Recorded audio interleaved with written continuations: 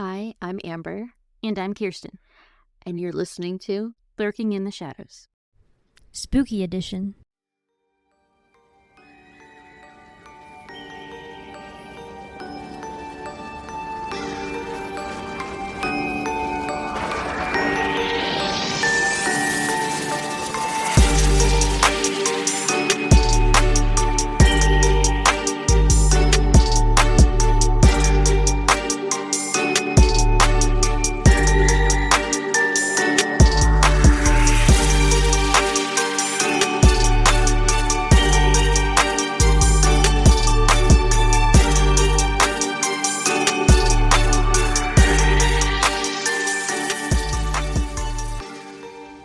Hello. Hi. Welcome back, Shadows, or if you're new here, welcome.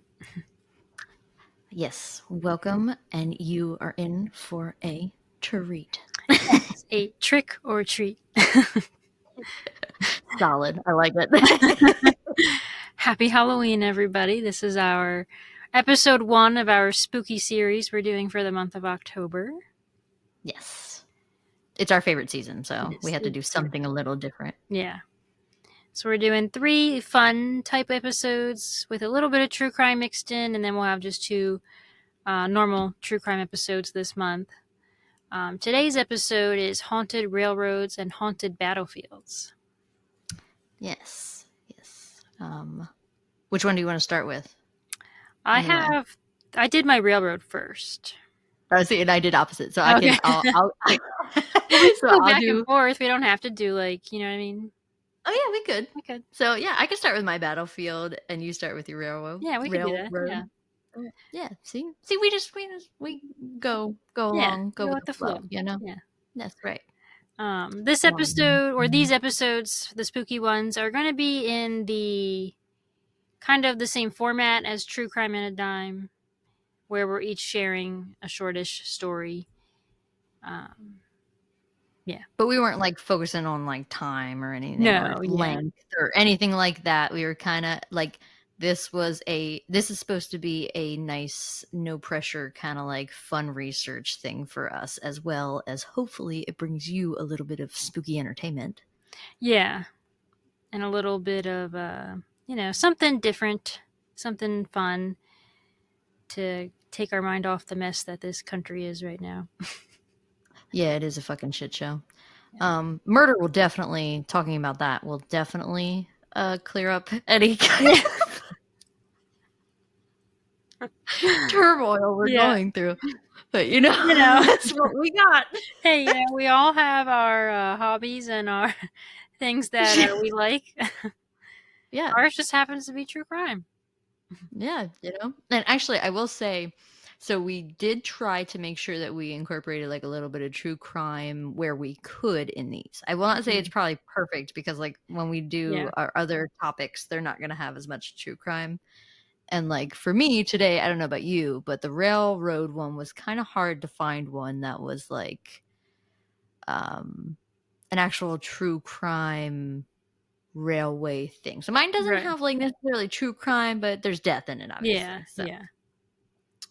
But all right. No, we don't have any other announcements for our spooky little shadows, right? No, I don't think so. No, yeah, just stay tuned, and we'll have our news episode this month, or it already dropped probably at this point, right? Yeah, should be. No, that would be September. The last Monday in September, I think it's going up. Yeah. So check out the news episode. That's already out.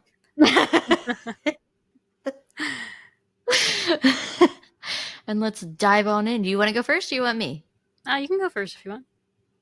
All right, shoot. Here we go.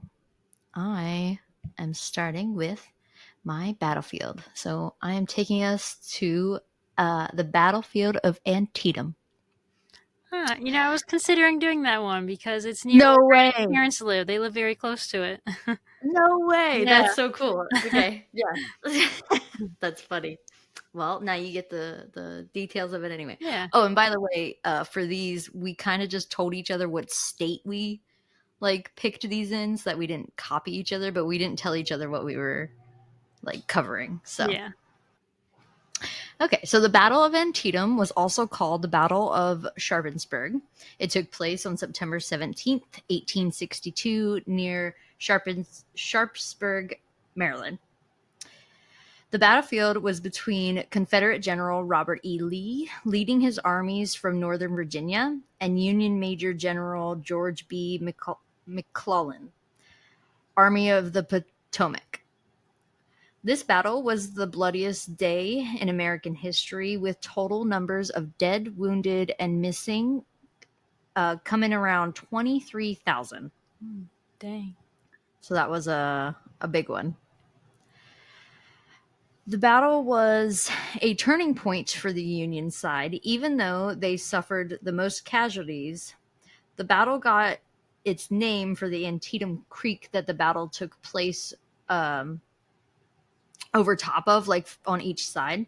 The Union side attacked the Confederates, firing on them hard from behind and the sides, and the battle went back and forth, with Lee giving it all of his manpower, while McClellan was only using 2/3 of his manpower. The Union side got this victory on September 18th when Lee had to fall back.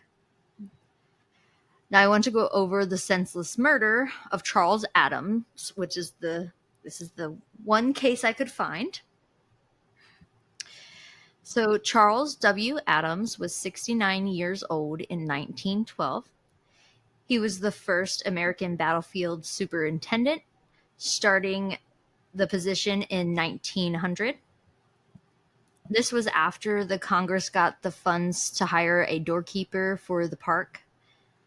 At this time, of course, like it's a brand new park. There was no buildings. There's no paths. Like it's fresh and raw, like historical land. Mm-hmm. Adams earned a yearly salary of $1,200, and that was later raised to $1,500. He was a very organized person and was described as efficient and non-controversial, which I guess maybe back then not being controversial is good.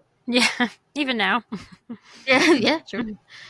A quote from a newspaper, quote, "He knew not only every man in his election district as a party leader, but almost every stick and stone on government property in his care." Adams was also a Civil War vet. He was a private in the U.S. Army in the Maryland Light Artillery. On June 13th, 1863, he was severely wounded at Winchester, Virginia. He was then captured and sent to a hospital in Baltimore. After his injuries, he got a desk job with the Army. After the end of his military career, he became a tax collector. He also had many other odd jobs that earned him a good reputation as an honest businessman. He even started a newspaper in nearby Hagerstown, Maryland in 1883. The only time Adams ever ruffled any feathers in town was when he banned farm equipment and cattle from using the park roads. I always just think it's funny. It's like, don't bring your cows on my road. Yeah. 1900s problems. Yeah, 1900 problems. On June 6, 1912, Adams ran into the wrong man at the wrong time. At 9 a.m., Charles Banner. So this is another Charles. So I will switch to saying Banner and Adams then, but they're both Charles. Charles Banner, who was described as a drunken, crazed job hunter. Banner confronted Adams on Burnside Bridge Road, where he was doing some work. Banner was also described as having an uncontrollable temper. A witness stated that Banner pulled out a revolver and shot Adams, who was unarmed, in the back. He emptied the revolver into him and then reloaded his revolver, while Adams was quoted saying, "Don't shoot me anymore, Charlie," before he emptied all his rounds again into Adams, who is slumped on the ground. Jeez. He was hit 6 times in the stomach, once in the wrist, and 1 in the neck. But there were reports of him being hit upwards of the 12 bullets, which would be the full 2 rounds would be 12 bullets. A witness alerted Adam's son-in-law, who happened to be a doctor. Adam was still alive when he was taken to the hospital, but all they could do was make him comfortable until he had died from his injuries. That's sad. Yeah. The 1900s of it all. Yeah.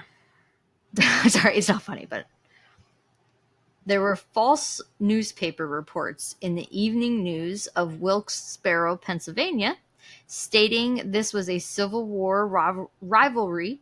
However, Banner never served in the war. Washington Post ran a front-page article titled "American Battlefield Superintendent Victim of Assassin."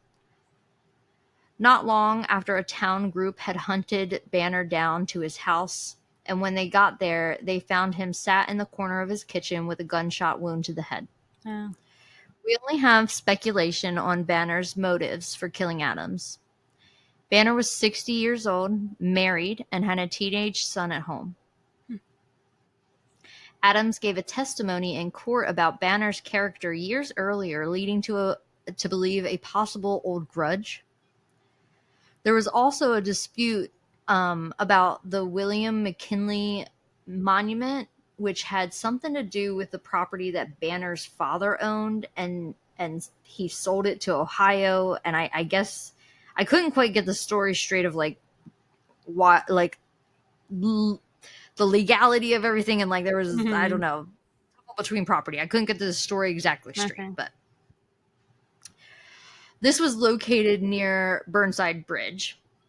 I found many reports on Banner shooting people in the past, so it doesn't seem like he was a good person, you know. Yeah.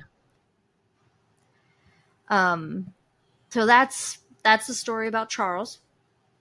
May he rest in peace. He seemed like a very diligent, hardworking man who took care of Antietam while he was there for, I think it was 12 years total. And you don't shoot people that you don't like or disagree with. And that is sadly very relevant in this exact moment. I knew you were going to say that. People still don't learn hundreds of years later. No, they never will. So now I want to go over some of the stories and reports of, and a little bit more history of some of the spooky things that happen in Antietam. So some reports of the hauntings I found at Antietam involved the Irish Brigade, who volunteered to fight for the Union. Hoping to learn some skills, hoping to learn some skills they could use to free their homeland one day. They ran full force into the battle, out into the open field, with the enemy hidden behind a sunken wood line. So this is what happened on the Battle of Antietam, and the death of all these Irishmen. So the enemy was hidden behind a sunken wood line. The Irish suffered around 60% casualties. But the deaths weren't all a loss, as this helped the other Union army to come and flank the Confederate behind the sunken straight path. So I know it's hard to kind of like picture, but you have to picture like a sunken in woods that the Irishmen were coming in on, and they couldn't see the enemies tucked in the tree line, and they were just firing, and that's why they suffered like 60% casualties. But while that's happening, the other Union army came up behind and around the sides of the Confederate army that were shooting in front of them to the open field, unfortunately killing the Irishmen. So this really, like, with all of their casualties, it really helped with a turning point in the battle at this point.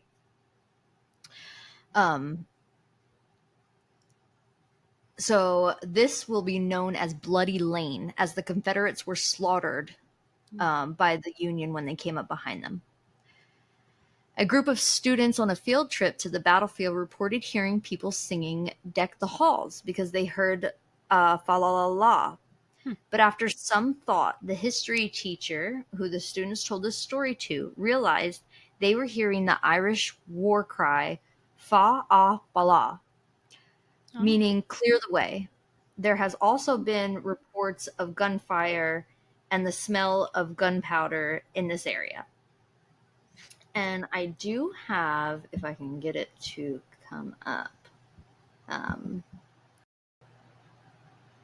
Did I do it? Mm-hmm. Okay, so here we go.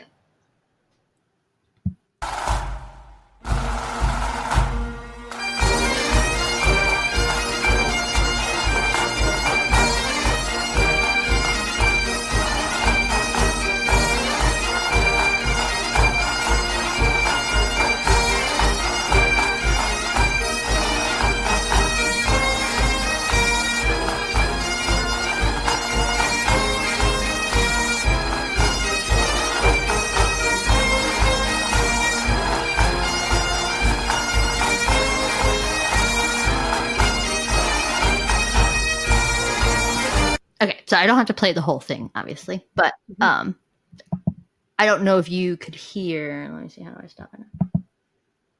And I know the flag and all that, y'all. If people are gonna roast me for that, but I struggled finding the song. Okay, and it says it's the song, so if I'm wrong, that's fine. I can be wrong, but I looked for the song. It's not my fault. Somebody else's YouTube video put that flag. Okay.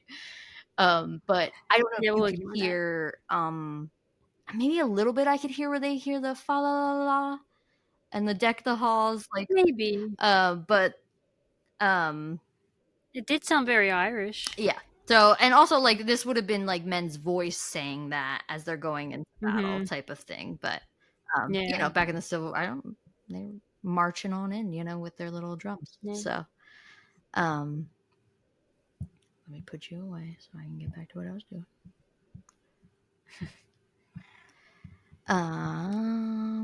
Okay. So there was also a report of a group of reenactors that spent the night on the battlefield hoping to experience something. As the night went on, the men were dropping like flies after having uneasy feelings. But one man decided to stay alone. While the men were at their cars discussing what had happened to them, they heard a scream from the battlefield where the last man came running from. He claimed after laying down, he heard moans and whispers in his ear. But he ignored that until he saw a bloody arm reach over his chest and hold him down until he screamed and got away. Oh no. Yeah. Which I thought is pretty telling. My pants. If he was, everybody else walked out of there because they felt something, and he was the skeptic staying behind. I believe him. Yeah. Yeah. He came running and screaming to all these. He's not going to come running and screaming to all his guy friends like, "Oh my god!" and nothing really happened, you know. And if you're a skeptic, that's fine. But like, especially with like battlefields where there's so much negative energy and disaster and trauma, like there's got to be something there. You know what I mean? Yeah. Even if it's just imprinted energy that repeats itself, you know. I feel like another building on the property was the Pry House. This brick farmhouse was mostly used for storage and had no reports of paranormal activity until it burned to the ground. The firefighters responding that night claimed to have seen a woman in the second floor window when the second floor had already burned. That's creepy. Yeah. This building was then turned into a museum and now has reports of this woman continuing to appear in the building. She can be seen walking around in dated clothing, and reports of footsteps now happening in the new building. There is speculation of the identity of the woman to be Fanny Richardson. She was the wife of one of the generals wounded and brought to the Pry. She traveled from Michigan to take care of him, but unfortunately he died in that second story room where her spirit was seen. Another building in Antietam, the Piper House, was owned by Harry Piper, who had to leave his house and barn when the war began. So, I mean, I'm sure you guys are aware. War happened. I'm sure Kirsten's probably going to cover the same thing where people are just kicked out of their homes, get out of here. they'll probably come in, fuck it all up, and then like you come on back and pick up your own pieces type of thing. His barn was used as a makeshift hospital. Bloody battles ensued inside the Piper house, leaving behind a mess for Harry. When he returned, there were still dead bodies in his house on top of all of the damage. Oh my god. He received no compensation for this, even after submitting a claim to the government. That's wild. Yeah. I'm sorry, I'm not cleaning up dead bodies from my home. Yeah. My home. My home. That, yeah. Send somebody in here to help me. Yeah. Like, what am I supposed to do? Right. Some of the paranormal activity in this house includes strange noises and mysterious figures wandering about.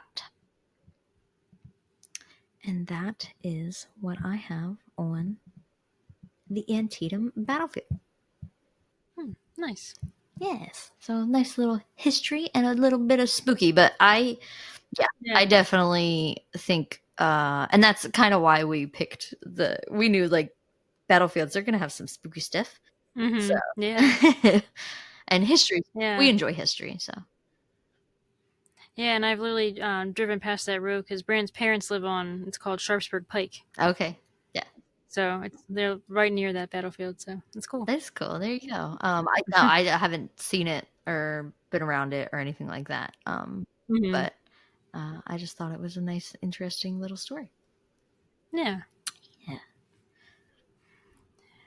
So now I'm going to jump to a haunted railroad.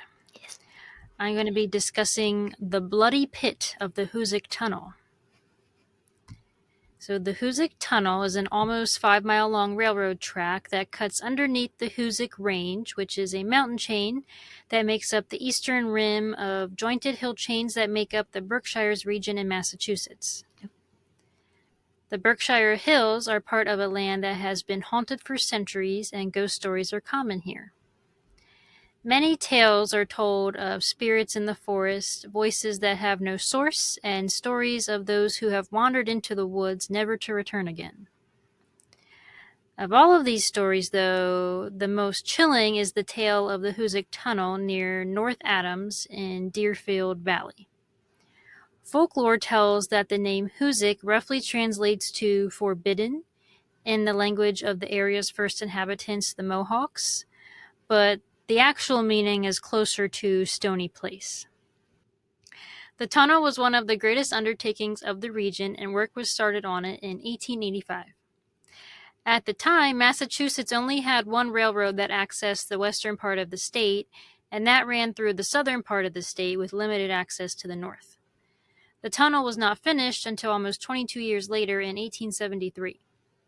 It was the longest tunnel of its kind in the world at that time. But it was certainly no easy feat and took literal blood, sweat, and tears to finish it.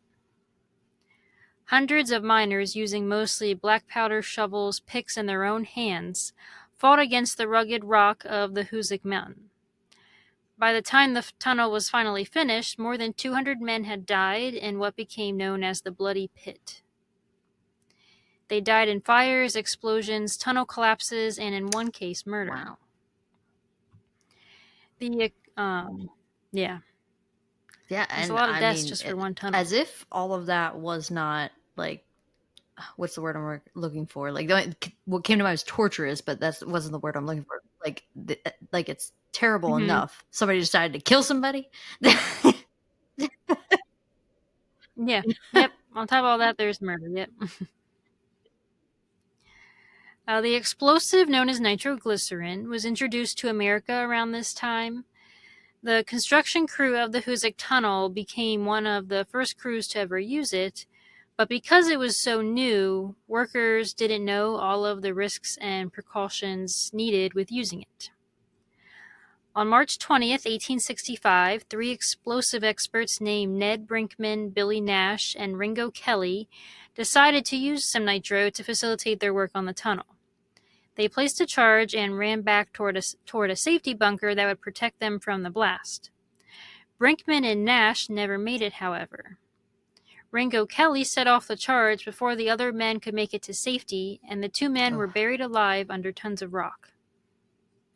God, I hope if that would ever happen, horrifying. please let me be crushed. Please let me just be crushed. let it be. I know, quick. right?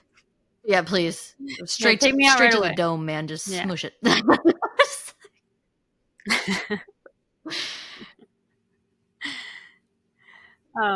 Soon after the accident, Kelly vanished without a trace, making people wonder if it was truly an accident. He was not seen again until March 30th, 1866, almost exactly 1 year later, when his body was discovered 2 miles inside of the tunnel.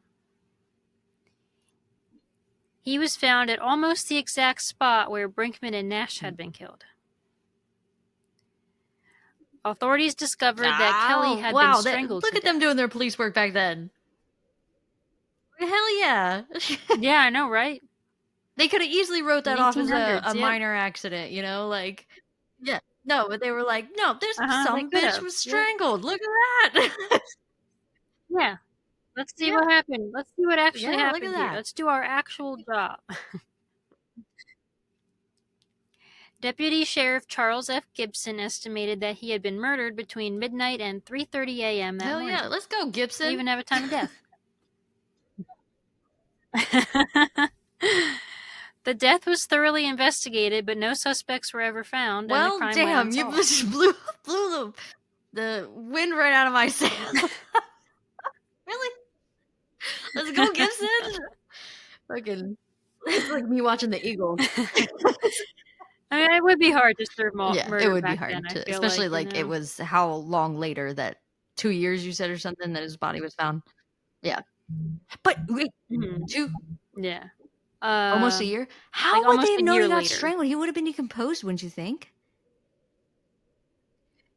Well, he died almost a year later from when the two men were Gotcha. I was crushed to death. He was like I absent got for a you now. year. Okay, He I gotcha. Ran off, and then his dead body was found a year later. But it was, I guess, found not long after he died. Construction workers believed that Kelly had been killed by the vengeful spirits of Brinkman and Nash. They believed the tunnel was cursed, and many of them refused to enter it again. Some crew members even walked off the job and never returned. Because of this, work on the tunnel significantly slowed down to the point that Dunn, one of the heads of the construction company, contacted Paul Travers, a mechanical engineer and a respected cavalry officer during the Civil War, to come investigate. The workers complained of constantly hearing a man's voice cry out in agony. Travers and Dunn went out to the site on September 8, 1868, and Travers later wrote a letter to his sister about his experience, saying, quote, Dunn and I entered the tunnel at exactly 9 o'clock p.m. We traveled about 2 miles into the shaft, and then we stopped to listen. As we stood there in the cold silence, we both heard what truly sounded like a man groaning out in pain. As you know, I have heard that same sound many times during the war. Yet when we turned up the wicks on our lamps, there were no other human beings in the shaft except Mr. Dunn and myself. I'll admit I haven't been this frightened since Shiloh. Mr. Dunn agreed that it wasn't the wind we heard. Perhaps Nash and Brinkman, I wonder. End quote. On October 17th, disaster struck when a gas explosion blew apart the water pumping station on the surface, and 13 miners were killed when debris filled the central tunnel where they had been working. A reporter for the North Adams Transcript wrote that a miner named Mallory was lowered into a bucket into the shaft to look for any signs of survivors. He was brought back to the surface a few minutes later, nearly unconscious from the fumes inside, and all he managed to say was, no hope. That's deep. That goes deep. Yeah. Unfortunately, without... Literally. Yeah, literally. Because he went deep in a tunnel. God. God.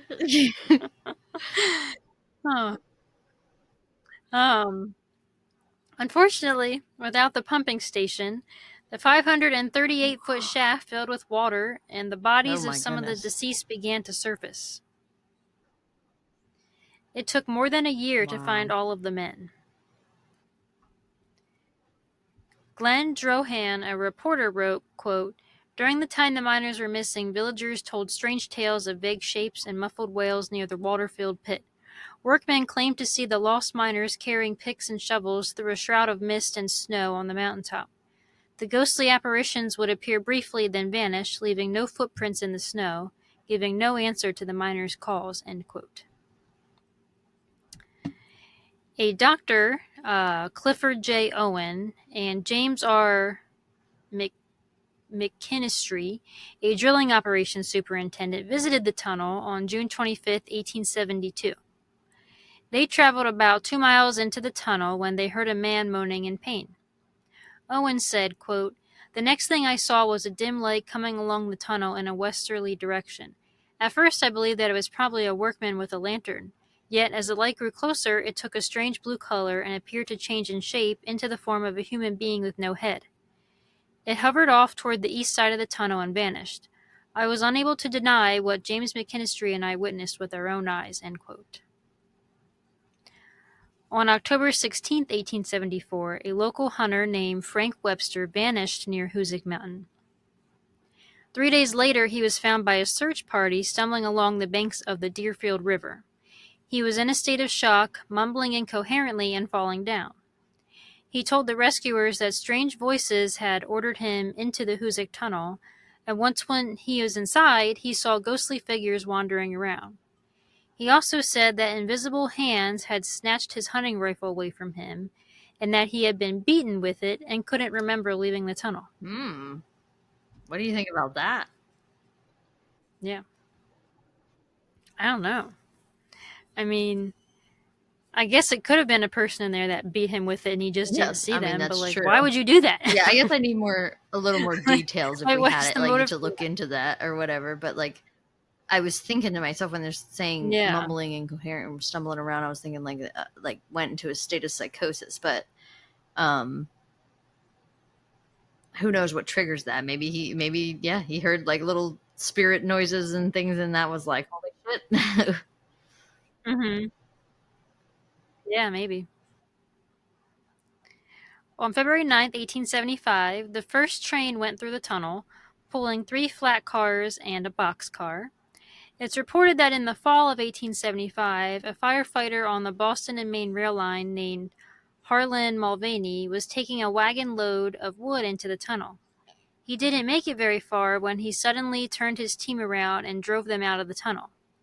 A few days later, workers found the team and the wagon in the forest about 3 miles away from the tunnel, but Harlan Mulvaney was apparently never seen or heard from again. So something spooked him so bad that he like ran off and disappeared. We gotta go to this tunnel. Let's go to this fucking tunnel, Kirsten. I know, right? Yeah, and it's in Massachusetts, so we'll go there and then we'll go to Salem. Yeah. Ghost hunters and paranormal groups began investigating in the tunnel in the 1970s and 1980s. A professor and part-time ghost hunter named Allie Allmaker was accompanied to the tunnel by a railroad official in 1984, and while there had the feeling of someone standing close to her. She also reported several students from North Adams State College visited the tunnel one night and left a tape recorder running in the shaft. They left it there, and when they returned and listened to the tape, they heard what seemed to be muffled human voices. Locals in the area still claim that strange winds, apparitions, and disembodied voices are experienced around and in the tunnel. The Boston and Maine Railroad runs nearly a dozen freight trains through the tunnel each day. And if you're interested in the historical aspects of the tunnel, you can visit a museum that is dedicated to the site in the Western Gateway Heritage State Park. And that is the Bloody Pit of the That was Hoosac awesome. Tunnel. I really enjoyed that one, actually. Yeah, that a one. lot of little I weird can tell ghost stories that in that place one. obviously holds a lot of energy. I don't know if it was good or bad that you did your tunnel first and mine last, because you blew me out of the water. My tunnel's pathetic. My railway's pathetic. I mean, some of them just don't have a lot of effort. Even that one, it took me a while to even come across that. It is. It was hard to find it was a good spooky railroad or challenge tunnel for us, but like it was also a good change-up challenge, you know. Like, so No, I really like that. That was Yeah. really good. We had to go visit. Thanks. For sure. Yeah, So we now will. I get to, I'm so sorry I get to like bring it down a notch with my tunnel, but mine's not as, as good. Let's get this up here.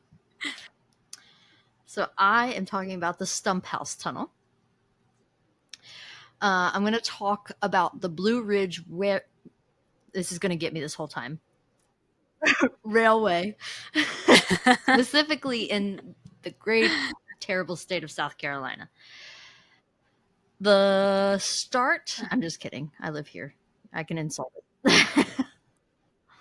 The start on construction started in 1852 with the plans for 195 miles of track from Anderson, South Carolina to Knoxville, Tennessee. These plans included 13 tunnels, and 3 of these tunnels were never completed, one of them due to the horrible tragedy that I will cover today. In about 7 years, the railroad was built between Anderson and West Union, South Carolina. Unfortunately, the Civil War broke out, seizing all construction. The tunnels were never worked on again after the war, so I assume that none of the tunnels were actually completed, but I was able to confirm that 3 of them, which were all in the surrounding area, were never completed. After the war, the locals and council members insisted on completing the 34-mile railroad from West Union to Walhalla, South Carolina. Where Stumphouse Mountain currently is in Walhalla. The first train to travel these tracks in Oconee County arrived on November 14th, 1877. No more progress on the railroad, like I said, has been made, and by 1951, the services between Anderson, South Carolina, and the rest of South Carolina had stopped completely. The tragedy I want to cover starts at the Stumphouse Mountain Tunnel that was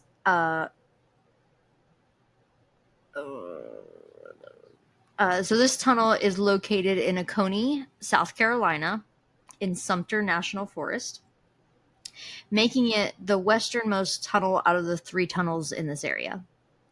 In 1951, Clemson University purchased this tunnel and cured blue cheese inside of it for a few years. This tunnel holds a cool 58 degrees year-round and 90% humidity, so it made perfect conditions to cure blue cheese, which I personally love blue cheese. I hate blue cheese. I like ranch I'm a too, ranch but I girly. love blue cheese. The tunnel and Isquina Falls are now located in Walhalla Park and has been on the National Register of Historic Places since 1971. The tunnel is around 1,600 feet deep, 25 feet high, and 17 feet wide, but it was intended to be 5,682 feet long with 4 shafts along the way. And I just realized I apologize, Canada and everybody else. I just say Canada because we got somebody who's committed. I should have put that in meters, but I didn't think about it. I apologize. The idea for this tunnel was proposed in 1835. The plan was to connect Charleston to the Ohio River Valley because before the railway, the only way to access the Ohio River side of the mountain was to travel south from Charleston down through Georgia and then up around the mountains through Tennessee.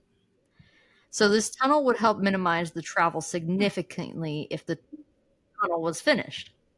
Yeah. The construction of the Stumphouse Tunnel, I want to make sure that I repeated this fact twice because I wanted to make sure that you knew it was 1856 we started this. The George Collar Company out of London hired around 1,500 Irish workers total to construct this tunnel. The workers slept in housing provided on top of the mountain called Tunnel Hill. I found reports of up to 500 men working on this tunnel at a time. The little settlement on top of the mountain was not the greatest living conditions, besides them having to deal with mountain weather and the lack of supplies there because, again, we're in the 1800s. The workers were constantly exposed to black powder from the explosives that they used to get through the blue granite mountainside. They were also exposed to all of that noise from working and the smoke from the steam engines constantly around them of all hours. The work on this tunnel never stopped. To construct this tunnel, a heading team is sent in first to hand drive a steel drill at the top of where you want the tunnel to be. These holes were 8 feet deep, made by 2 men, alternating swings of an 8-pound sledgehammer to drive the steel into the rock. It took around 3 hours to drill a single hole. So picture that. Just repetitive pow, pow. Horrible. For 3 hours, Yeah. pounding steel into stone. Well, I'd be so tired. I couldn't imagine that. Then the small holes were made to lay the black powder explosives.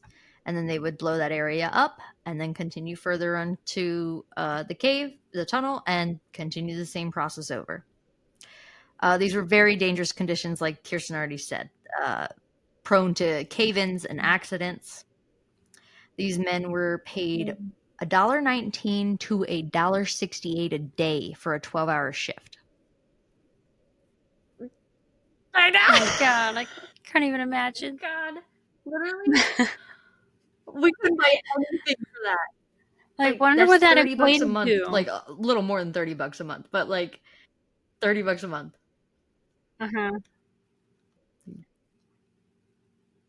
Yeah, that's if you're working which every single day. Let's be real. 12 hours. Yeah, terrible. Yeah. Oh.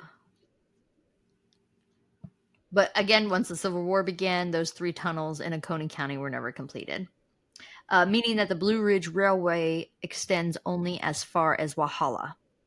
There is no official record of the workers who may have died building this tunnel, but what I did find was a report of at least 10 men died building the tunnel.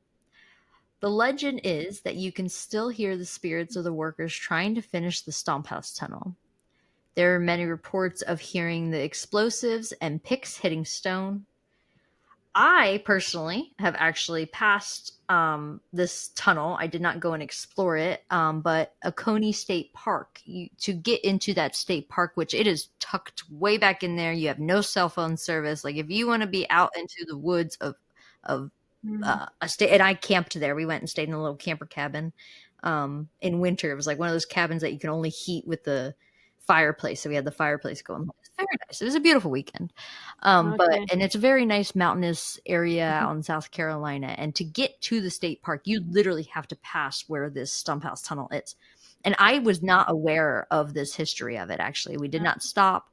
I did not learn about this until we brought up doing this tunnel and railway. And I had no idea that this was part of the Blue Ridge Railway, which I know about as well from all my trips to like Tennessee and things like that. But I thought it was interesting that I have actually passed this, but I didn't know this history and stuff. So yeah, cool. That is my pathetic little story compared to Kirsten's. It's so good. Of the Stumphouse tunnels in South Carolina here. Very good. All right, so next I'm going to do a battlefield, and because I'm a PA girly, we have to discuss Gettysburg. Gettysburg is located in Adams County, Pennsylvania. The Battle of Gettysburg occurred from July 1st to the 3rd, 1863, and was the deadliest and bloodiest battle of the American Civil War, resulting in over 50,000 casualties, and is considered the war's turning point. Which I think you also mentioned that for yours. You know, every article they have to it's probably how every battle honestly was. Like, you go to a battle and you're like, oh, it's the turning point. And the next you know what, there's another battle and they're like, well, it's the turning point. Yeah. But man, it's just like 50,000 casualties in one battle. Like, how did we have any men left in this country after the Civil War? That's crazy. Because this was just one battle. Like, I don't know how anyone survived that war. The battle's aftermath led to President Lincoln delivering the Gettysburg Address. Gettysburg is considered a paranormal hotspot and one of America's most haunted places. Oh, sorry. I was The going to trauma say, of the- if you have not been to Gettysburg, you literally, when you step out of your car, it is palpable in the air of that place, the history in that place. Let me tell you, like that, it just oozes it. Like I've been to Salem, Massachusetts. Kirsten hasn't been to Salem yet, but I've been to Salem, Massachusetts. I've been to like all those places that they just come with those little vibes. You get out of your car, and that town just comes with that vibe. And in Gettysburg, it is pure. Like it's almost like you have to take a moment of silence naturally because of that feeling in the air of how much death and how much has happened here. Honestly. Yeah, I love that area. I haven't been there in a hot minute. And there's a cute little cute little bed and breakfast in the corner of the main town y'all ever. I can't remember what it's called, but it's in the corner. Yeah, and there's a coffee place. Oh, and it's Pumpkin Spice Station, baby! Let's go. Guys, I bet we gotta whoever's go. listening to make it a day trip and then do it in do yes, we should. Future listening. We should. Because I've been in Gettysburg, but I haven't done a ghost and tour I bet there. you're going to bring up the Jenny Wade house, but you can do one there. Yes. So we it's a date. I love Gettysburg. It is.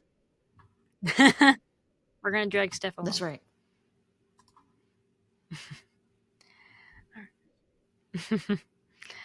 The trauma of the war is believed to have trapped the spirits of soldiers and civilians.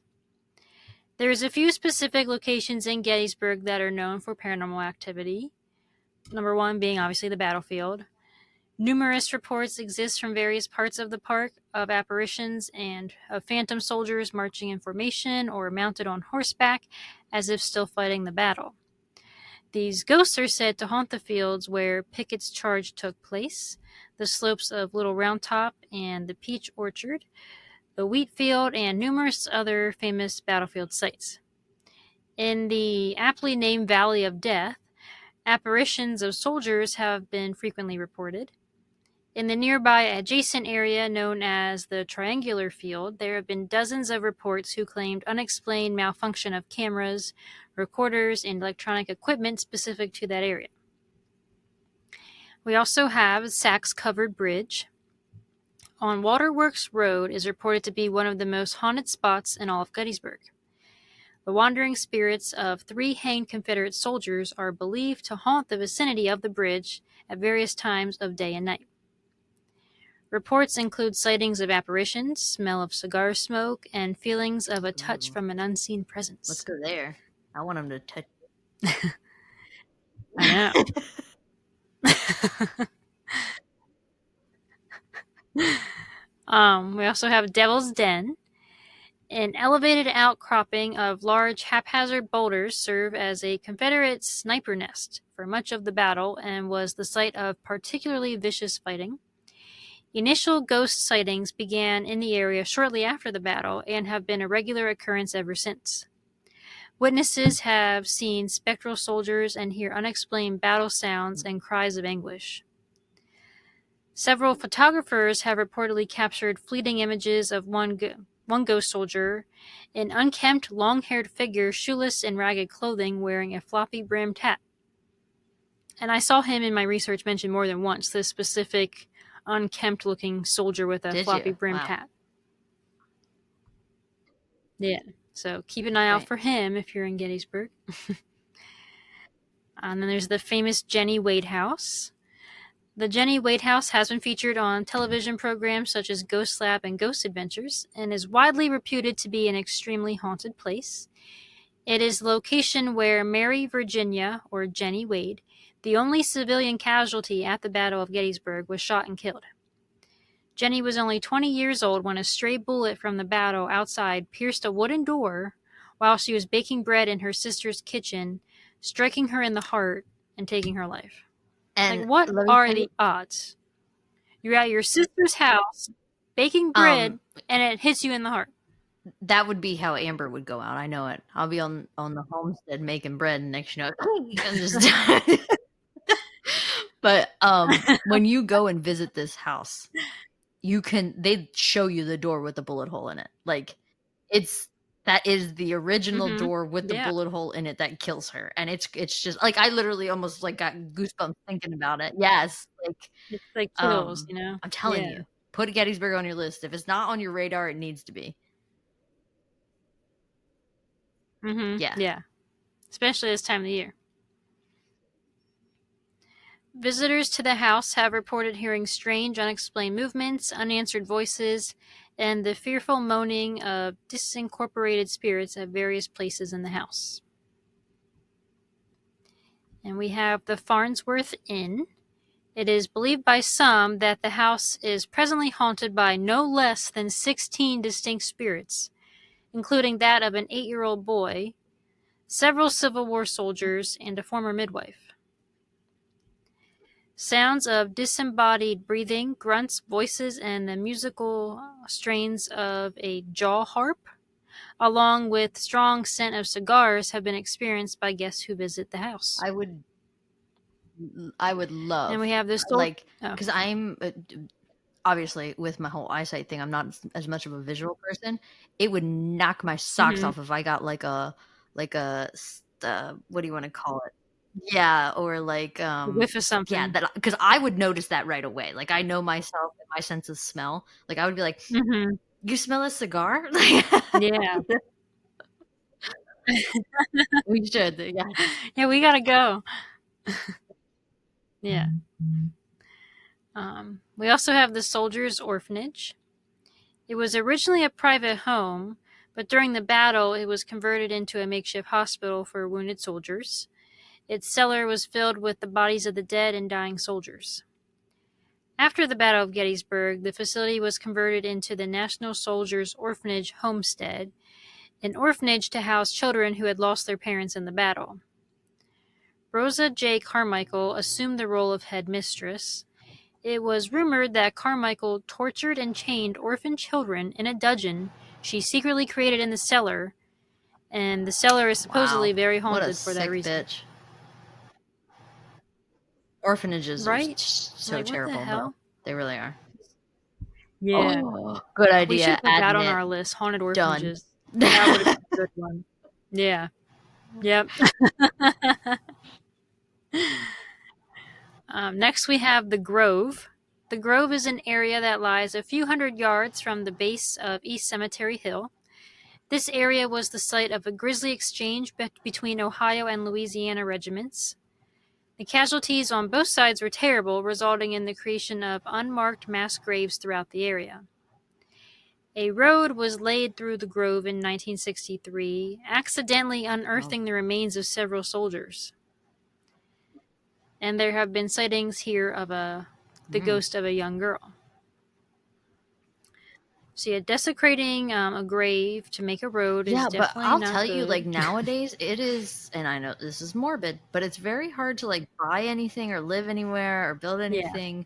I know somebody who wanted to put a in-ground pool in their backyard and had already purchased the house and had to get somebody come out and look, and there's a graveyard in their backyard and they can't dig the pool.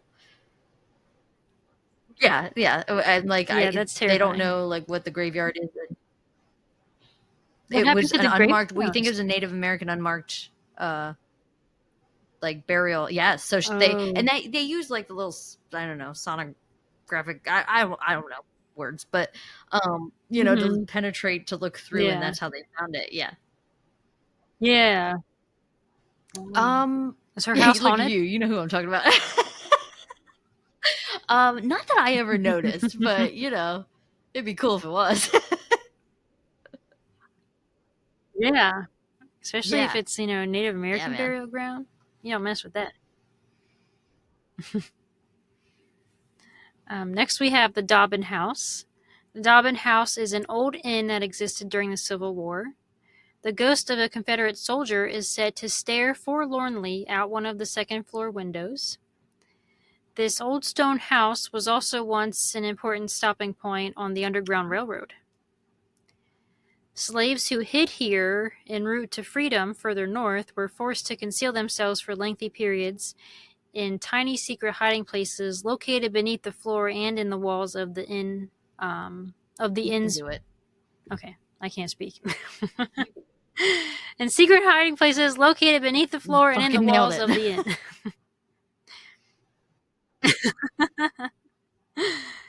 Those hiding places still exist and can be viewed by current visitors. It is believed that the ghost of the inn's owner and founder, Alexander Dobbin, still appears at various places throughout the inn, always smoking a cigar. And some believe that many of the slaves who came to this house in search of freedom may have returned here from beyond the grave. That's one topic that I don't think we will ever... Next week... No matter all the ghosts and all the spookies in the world, is anything with that kind of history, I never want to cover anything like that. So, but it is cool that the underground, I mean, not cool, but, you know, interesting that the Underground Railroad is... Right. Well, I guess we will slightly because we were going to do Haunted Plantation. Oh, that's true. Maybe we could change it to You know what? I think orphanages. that's solid. Because you want to know what I have decided, and I'll tell the world that I think the best way to diminish anything and is that has too much attention. And I think this is pretty significant also sorry to squeeze this in here in the middle, but like with everything going on in the world here, but is to stop fucking talking about it. So, you know, like you just stop talking about racism and like stop making it something to talk about, you know, like it probably will never stop. It'll never stop. We'll always live in a world where it is. But if we can just see people as people instead of anything else, you know. So, yeah, I think that's a good idea that we change that because I would rather not bring attention to that. I think if people are interested, even though it is important to know of our how history, terrible our ancestors are, yes, but yeah, I think is good, and we can easily. Being here in South Carolina, Boone Plantation, right outside of Charleston, is a fantastic one to go to. And there's tons down here in the South. I do recommend visiting a plantation. Go and see where these people lived. Go and see where they were put and tortured, and go and see the fields they worked in. You know, sorry to squeeze that in there. Back to the battlefield. Yeah. Slavery, that's its own morbid topic that, it's just insane to think that ever happened. It is part of history, but unfortunately, I feel like it's a part of history that still rears its ugly head here in 2025. So that's why I think the orphanage switch is good, and hopefully all of our little viewers agree that is I think that's interesting, so. Yeah. All right. Next, we have the haunted Hoffman Mansion. I almost said the Haunted Mansion. Hell yeah. The Hoffman Mansion was a 123-acre dairy farm owned by the Hoffman family. Like other houses in the Gettysburg area, the Hoffman Mansion was reportedly used as a field hospital for Union troops during and after Pickett's charge.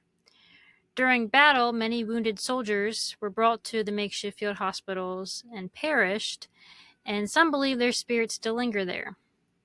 It's also said that one of the Hoffman daughters supposedly hung herself inside the home in response to her husband's infidelity. And some say that her spirit still haunts the upstairs attic. No, girl, don't kill yourself because he cheated. Yeah, not over a man. No, never get bent out of shape over a bitch. I live by that. Yes. Next, we have the Reynolds Death House. The building was owned by Gettysburg local George, and that's his name, George. George, the jug god.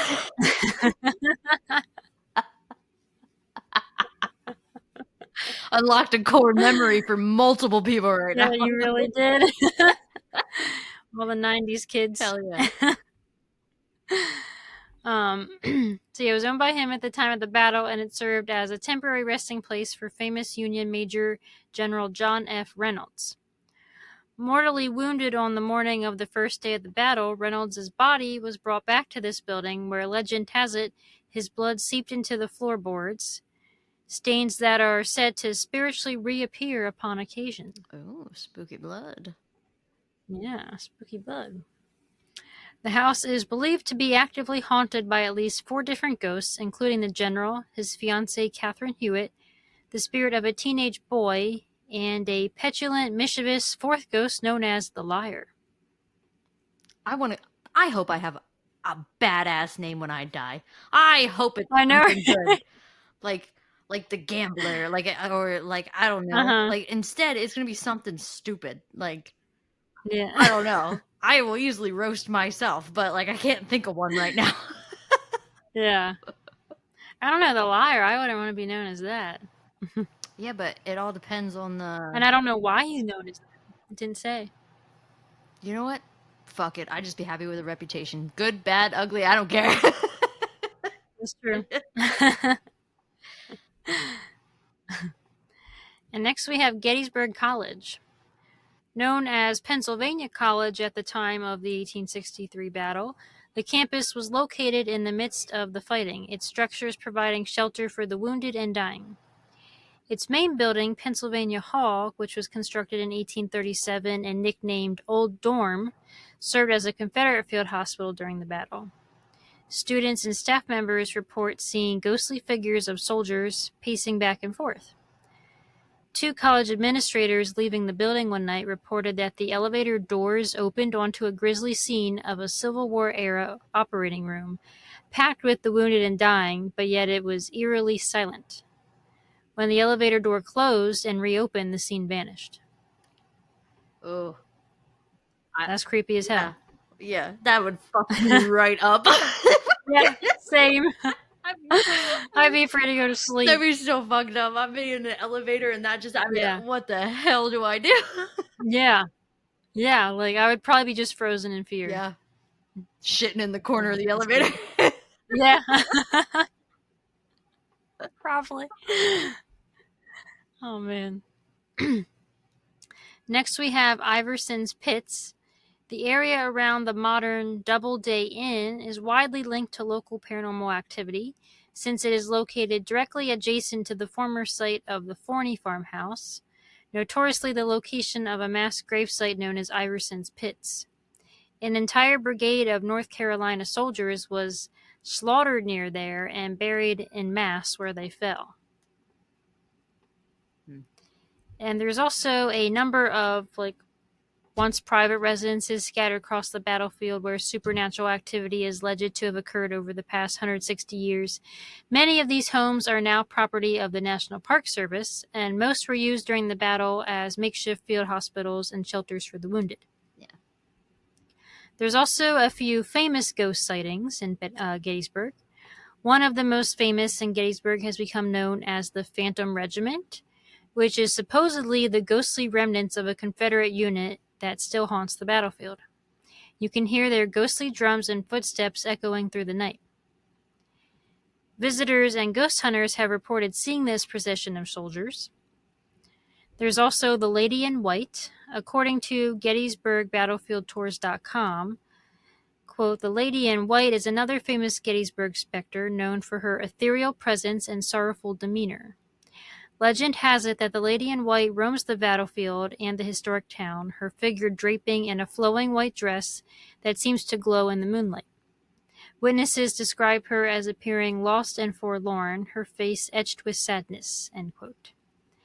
Some believe she is the ghost of a woman who lost her beloved during the Civil War, forever searching for him among the countless graves and battle sites. And then we also have Tilly Pierce. The Tilly Pierce house is known for its supernatural occurrences, particularly the presence of a young girl's ghost referred to as the Tilly Pierce House Girl. The ghost is said to haunt the historic building with her laughter and footsteps. And Tilly Pierce was a young girl who lived in Gettysburg during the time of the Civil War. And that's what I have for Gettysburg. Well, hot damn. I've decided we're going. Yep, we Even have if to. we just frolic through the battlefields, I don't care. Right? Yes, Gettysburg is always it's a huge tragedy, but the history and that town, it just like it is honestly, I feel like you think about the Civil War, and I don't know if it's the Pennsylvania in us or what, but I think of Gettysburg. Yeah, same. I just think Gettysburg. I mean, it could be because we live here, but Yeah, also it was the deadliest battle Yeah. of the Civil War, so yeah, it sticks out. yes. So, well, I really like that. That was very good. I knew freaking Gettysburg wouldn't disappoint, and the Jenny Wade House. I love the Jenny Wade House. I've been through there. We should definitely check it out. I have not actually. You have not at all? Mm-mm. Holy shit, no way, we have to go. I didn't know Yeah, that. we do. No, I've only been like to the battlefields, and That's it. Wow. Yeah. Yeah. We used to go like family day trips all the time. the 31 years I've lived here, never. Oh my goodness. I'm going to get her to the Jenny Wade house. You have to see that bullet hole in the door, man. It's a different vibe when you see where she dropped dead. Like in the Yeah, bread. yeah. Like, I've seen it on TV and the Travel Channel, but that's it. yeah, but you don't get the old creaky 1800s floorboards you're cricking around on, okay? Yeah. That smell, that old smell in the air, you know? Like, Yeah. it's not Yeah, the we gotta same. go. Yeah. And then the basement, too. I know you can do ghost hunting in the basement. I don't know if it's like just private companies or whatever, but Mhm. they have pictures. Like when you go to the basement, they have pictures of what people have caught in the Okay. basement, like on camera and stuff. So yeah, we definitely want to check it out. I didn't know you never been Yeah. there. My family always loved that kind of stuff, so we always went and did that Mhm. kind of stuff. So, but I hope everybody enjoyed this as a little installment. Again, it's just for the month of October, and Mhm. it won't be forever. But So if you hate it, we won't do it again. yeah, Just until kidding. We'll next do it next October. year. Yeah, so we hope you liked it. And yeah, I do think we'll change our other one. We didn't tell anybody what we were doing, so we can change whatever we want. No, yeah, it's just a little list amongst ourselves. Yes, so yeah, I think orphanage is solid. I think that's a solid Yeah. suggestion. Hell yeah. Yeah. Let's do that. So I mean, if you have a suggestion, there is some time from the time this episode goes live before we record all of our spooky episodes. So yeah. But if you don't get one if in, you have a, yeah. we will probably stick to what we have, I guess. Mhm. But yeah, so I hope everybody is enjoying their fall season so far. Hopefully it's cooled down, because at the time of the recording, I think it reached a whopping 91 degrees with humidity today in the great state of South Carolina. So I'm ready for fall, and I'm ready for a pumpkin to punch me right in the face. So Yes. hopefully we get that soon. And yeah, everybody stay spooky out there. Anything to add, Kirsten? I don't think so. Well then, make like a follow. Make like a follow. Look, I was trying to be so smooth with that. Fuck me. I can't do anything right. Make like a shadow and follow us on Instagram, Facebook, and YouTube at Lurking in the Shadows Podcast. Check us out on TikTok at Lurking in the Shadows Pod. Any case suggestions, questions, or concerns, shoot us a Gmail at Lurking in the Shadows Podcast at gmail.com. And keep lurking around for our next episode. Bye. Bye.